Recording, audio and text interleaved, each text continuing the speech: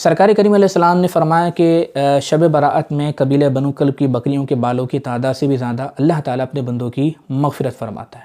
لیکن کچھ لوگ وہ ہیں کہ جن کی اس رات مغفرت نہیں ہوتی۔ وہ کون ہے؟ فرمایا کہ مشرک، شرک کرنے والے کی اس رات مغفرت نہیں ہوگی۔ فرمایا مشاہن، کینہ پرور کی اس رات مغفرت نہیں ہوگی۔ ناحق قتل کرنے والا نہیں بخشا جائے گا اس رات۔ شراب کا عادی اس رات بخشش حاصل نہیں کر سکے گا۔ زانی کی مغفرت نہیں ہوگی۔ قطع رحمی کرنے والے، خونی رشتے توڑنے والے اس رات نہیں بخشے جائیں گے۔ والدین کے نافرمان کی اس رات مغفرت نہیں ہوگی۔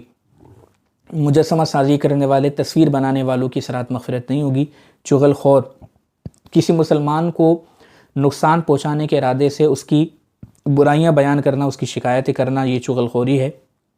چغل خور کی اس رات مغفرت نہیں ہوگی۔ تکبر سے کپڑا لٹکانے والے کی اس رات مغفرت نہیں ہوگی۔